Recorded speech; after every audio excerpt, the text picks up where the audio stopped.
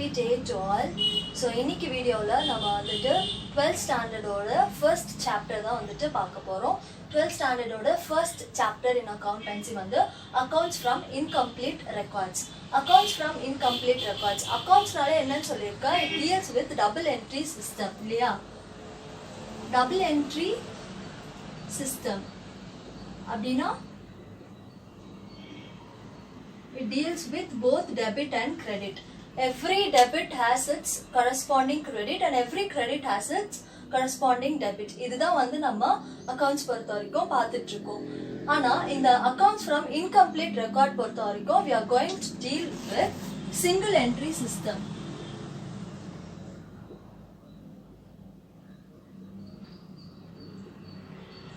Single entry system single entry system la vandichu either debit or credit idha vandichu concept seringla. So accounts from incomplete records portha varaikum idu vandu endha mari organization la follow பண்ணுவாங்க அப்படினா partnership அப்புறம் sole trading இது ரெண்டுத்துல தான் most commonly வந்து use பண்ற one of the account இது. And இத prepare பண்ணனும் அப்படினா we need some formats. என்னென்ன formats அப்படினா statement of profit or loss, statement of affairs, then total debtors account, total creditors account, bills payable account, bills receivable accounts, and finally your final account. சரிங்களா? So இந்த incomplete accounts from incomplete recordsல ஃபைனலா நம்ம என்ன prepare பண்ண போறோம் அப்படினா final accounts தான் வந்து ப்ரிப்பேர் பண்ண போறோம். ஸோ ஆல்ரெடி நீங்க 11th ஸ்டாண்டர்ட்ல ஃபைனல் அக்கவுண்ட்ஸ் ப்ரிப்பேர் பண்ணிருப்பீங்க using trading, P&L and balance sheet. அதே வந்துட்டு இன்கம்ப்ளீட் ரெக்கார்ட்ஸா இருந்தா நம்ம எப்படி ப்ரிப்பேர் பண்ணுவோம்? அதுல வந்து சில அக்கவுண்ட்ஸ் வந்து இன்கம்ப்ளீட்டா இருக்கும், மிஸ்ஸிங் ஃபிகர்ஸா இருக்கும். ஸோ அதெல்லாம் ஃபர்ஸ்ட் கண்டுபிடிச்சிட்டு அதுக்கப்புறமா நம்ம என்ன பண்ணணும், ஃபைனல் அக்கவுண்ட்ஸ் வந்து நம்ம போட போறோம். So statement of profit and loss எதுக்கு கண்டுபிடிக்கிறோம் அப்படின்னா to know the profit or loss of the business. அதுக்கு தான் வந்து statement of profit or loss வந்து நம்ம கண்டுபிடிக்கிறோம். And statement of affairs வந்து it's about balance sheet. எப்படி நீங்க ஃபைனல் அக்கவுண்ட்ஸ்ல பேலன்ஸ் ஷீட் போடுவீங்க? using your asset and liability. அதேதான் இங்க வந்துட்டு கேபிட்டல் வந்து மிஸ்ஸிங்கா இருக்கும்.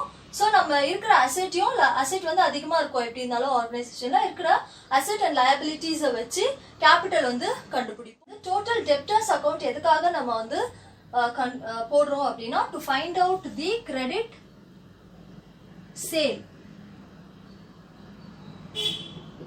டு ஃபைண்ட் அவுட் இது வந்து to find out credit purchase, credit purchases. So total debtors வந்து ஃபார்மேட் இருக்கு. அந்த ஃபார்மேட் யூஸ் பண்ணி எவ்வளோ கிரெடிட் சேல் வந்து நம்ம பண்ணியிருக்கோம் அப்படின்னு சொல்லிட்டு நம்ம கண்டுபிடிப்போம். அண்ட் டோட்டல் கிரெடிட்டர்ஸோட ஃபார்மேட் வச்சு கிரெடிட் பர்ச்சேசஸ் எவ்வளோ பண்ணியிருக்கோம் அப்படின்னு சொல்லிட்டு கண்டுபிடிப்போம். பில்ஸோட டீடைல்ஸ் வந்து bills payable and bills receivable account வந்து இப்போ புதுசாக ஆட் பண்ணியிருக்காங்க. பழைய சிலபஸ் புக்ல வந்துட்டு அது கிடையாது. இந்த நியூ சிலபஸ் புக்ல தான் வந்துட்டு incomplete records, accounts from incomplete ரெக்கார்ட்ஸ்ல நியூவா வந்து ஆட் ஆயிருக்க ரெண்டு கான்செப்ட் தான் இந்த bills payable and bills receivable. இது எல்லா ஃபார்மேட்டையும் போட்டு முடிச்சதுக்கு அப்புறம் ஃபைனலா வந்து ஆஸ் யூஷுவல் நீங்க 11th ஸ்டாண்டர்ட்ல படிச்ச மாதிரியே ஃபைனல் அக்கௌண்ட்ஸ் வந்து ப்ரிப்பேர் பண்ண போறோம். அங்க வந்துட்டு உங்களுக்கு எல்லா டீடைல்ஸும் கொடுத்துருப்பாங்க, ட்ரேடிங் போடுறதுக்கும், P&L போடுறதுக்கும், பேலன்ஸ் ஷீட் போடுறதுக்கும். இங்க வந்து இந்த இன்கம்ப்ளீட் ரெக்கார்ட்ஸ்ல சில அக்கவுண்ட்ஸ் வந்து மிஸ்ஸிங்கா இருக்கும். ஸோ அந்த மிஸ்ஸிங் ஸ்டேட்மெண்ட்ஸ் எல்லாத்தையும் கண்டுபிடிக்கிறதுக்கு தான் இந்த ஃபார்மேட்ஸ் எல்லாம் யூஸ் பண்ணி நம்ம கண்டுபிடிக்க போறோம். ஸோ இப்போ ப்ராஃபிட் ஆர் லாஸ் தெரியல அப்படின்னா we can use statement of profit or loss account. அந்த ஸ்டேட்மெண்ட் யூஸ் பண்ணுவோம். அண்ட் பேலன்ஸ் ஷீட்ல வந்துட்டு கேபிட்டல் வந்து மிஸ்ஸிங் ஃபிகரா இருக்கும். அப்போ என்ன பண்ணுவோம், ஸ்டேட்மெண்ட் ஆஃப் அஃபேர்ஸ் யூஸ் பண்ணி கேபிட்டல் வந்து கண்டுபிடிப்போம். ஸோ கிரெடிட் சேல்ஸ் கண்டுபிடிக்கலாம், கிரெடிட் பர்ச்சேஸ் கண்டுபிடிக்கலாம், இந்த மாதிரி நிறைய மிஸ்ஸிங் ஃபிகர்ஸ் கண்டுபிடிச்சிட்டு ஃபைனலா as usual trading, P&L and balance sheet அந்த 3 ஃபார்மேட் வச்சு ஃபைனல் அக்கௌண்ட்ஸ் ப்ரிப்பேர் பண்ணுவோம். Accounts from incomplete records. சரிங்களா? ஸோ இப்போ ஃபர்ஸ்ட் வந்து statement of profit or loss அந்த ஃபார்மேட்டை வச்சு சம் எப்படி போடுறது அப்படின்னு சொல்லிட்டு நான் உங்களுக்கு இப்போ சொல்லி. ஸோ இப்போ வந்து நம்ம statement of profit and loss வந்து ஃபார்மேட் நான் எழுதுறேன். Statement of profit or loss. Format வந்து closing capital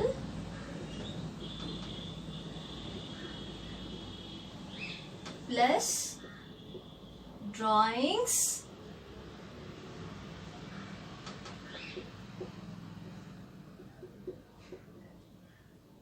minus additional capital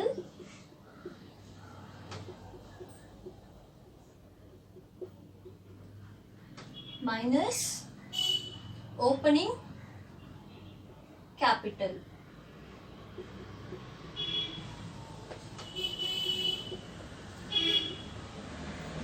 So your answer will be either profit or loss.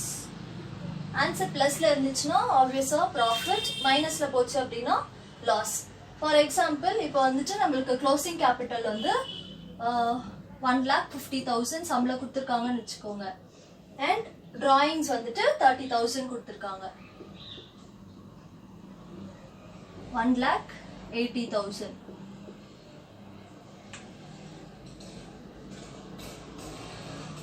Then additional capital ஒரு 20,000 இருக்குன்னு வெச்சுக்கோங்க. So answer will be 1,60,000. And opening capital 30,000.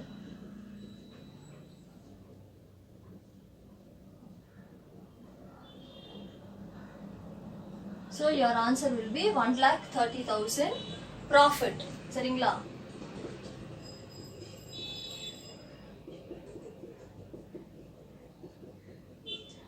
இதே வந்துட்டு opening capital வந்துட்டு 30,000 இல்ல, 1,60,000 விட அதிகமா இருக்கு அப்படின்னா இந்த ஆன்சர் என்னவாகும், மைனஸ்ல போகும் இல்லையா? For example 2 lakh வெச்சுக்கோங்க, 1,60,000ல 2 lakh போகுமா? போகாது. So 2 lakhல 1,60,000 வந்து போச்சுன்னா மைனஸ்ல வந்துட்டு 40,000 இருக்கும், மைனஸ் வேல்யூல 40,000 இருக்கும். So அந்த 40,000 வந்து it is considered as the loss of the organization. So இதுதான் வந்து format of profit or loss account. இதுல வந்துட்டு profit or loss வந்து தான் கண்டுபிடிக்கணும் அப்படின்னு கிடையாது. சம்ல வந்துட்டு என்ன பண்ணுவாங்கன்னா மிஸ்ஸிங் ஃபிகரா either drawings, additional capital, opening capital இல்ல closing capitalே வந்துட்டு சில டைம் வந்து மிஸ்ஸிங் ஃபிகரா கொடுத்திருப்பாங்க. அப்போ நீங்க எப்படி கண்டுபிடிக்கணும் அப்படின்னா லாஸ்ட்ல இருக்க ஓப்பனிங் கேபிட்டல் வந்து மிஸ்ஸிங் ஃபிகரா இருந்துச்சுன்னா ஈஸியா வந்துட்டு நம்ம கண்டுபிடிச்சிடலாம். இதே வந்து க்ளோசிங் கேபிட்டலே கொடுக்கல அப்படின்னா இங்க நிறைய வந்து நம்மளால கண்டுபிடிக்க முடியாம போகும். அப்போ அந்த டைம்ல நீங்க என்ன பண்ணணும் அப்படின்னா டுவர்ட்ஸ் டவுன் நம்ம இப்போ வரோம்ல, இங்க வந்து டுவர்ட்ஸ் அப் வந்து மேல வந்து நம்ம போகணும். அப்படி போகும்போது இந்த சிம்பிள்ஸ் வந்து மாறும். ஸோ பிளஸ் பிளஸ் மைனஸ் இந்த மாதிரி போட்டிங்கன்னா உங்களுக்கு ஈஸியா இருக்கும். சம்ல வந்து எல்லாம் கொடுத்துருவாங்க, ஏதாவது ஒண்ணுதான் மிஸ்ஸிங் ஃபிகரா இருக்கும். அப்போ நீங்க என்ன பண்ணணும் அப்படின்னா என்னென்ன அமௌண்ட்ஸ் வந்து கொடுத்துட்டாங்களோ அதை ஃபர்ஸ்ட் ஃபில் பண்ணிடுங்க.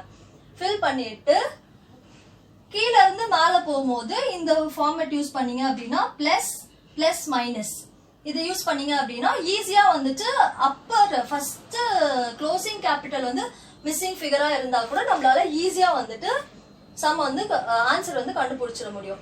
ஸோ இந்த statement of profit or loss பொறுத்த வரைக்கும் எது மிஸ்ஸிங் ஃபிகரா இருக்கோ அதை வந்து கடைசியா நம்ம வந்து ஆன்சர்ல எடுத்து எழுதணும். எடுத்து எழுதலைன்னா வந்துட்டு மார்க் வந்து கொடுக்க மாட்டாங்க. சரிங்களா? ஏன்னா அவங்களுக்கு தெரியணும், கரெக்ஷன் பண்ண டீச்சர்ஸ்க்கு ஆன்சர் வந்து கரெக்ட் லாஸ்ட்ல நீங்க வந்து ஹைலைட் பண்ணி காட்டியே ஆகணும். ஒரு பாக்ஸ் போட்டு ஹைலைட் பண்ணி காட்டணும். இப்போ ப்ராஃபிட் வந்து லாஸ் வந்து கண்டுபிடிச்சிருக்கோம் 40,000னா லாஸ் இஸ் ஈக்குவல் டு அப்படின்னு சொல்லி ஆன்சர் வந்து நம்ம தனியா எடுத்து காட்டணும்.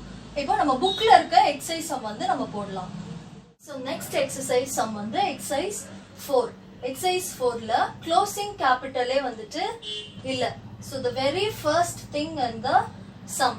அப்போ என்ன ஆகும்? க்ளோசிங் கேபிட்டல் இல்ல அப்படின்னா டிராயிங்ஸோட எதை ஆட் பண்ணணும்னு தெரியாது. எதை ஆட் பண்ணா என்ன ஆன்சர் வரும், அது கூட அடிஷனல் கேபிட்டல் மைனஸ் பண்ணணும், எந்த அமௌண்ட்டோட அடிஷனல் கேபிட்டல் மைனஸ் பண்ணணும்னு சொல்லிட்டு the whole சம்மே வந்து கொஞ்சம் கன்ஃபியூஷனா இருக்கும். So very simple. நான் சொன்ன மாதிரி அப்படியே இந்த சிம்பிள்ஸ் வந்து மாத்திடுங்க. Plus plus minus. சரிங்களா? So will move on to the sum. Closing capital வந்து இல்ல, சம்ல வந்து கொடுக்கல, மிஸ்ஸிங் ஃபிகர். நெக்ஸ்ட் வந்து டிராயிங்ஸ் இருக்கு. டிராயிங்ஸ் எவ்வளோ? 30,000. நெக்ஸ்ட் அடிஷனல் கேபிட்டல் இருக்கு 15,000. நெக்ஸ்ட் ஓப்பனிங் கேபிட்டல் இருக்கு 1 lakh.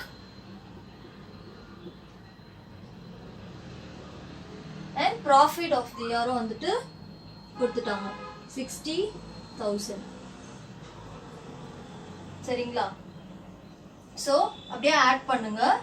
60,000ல 1 lakh ஆட் பண்ணீங்கன்னா 1,60,000.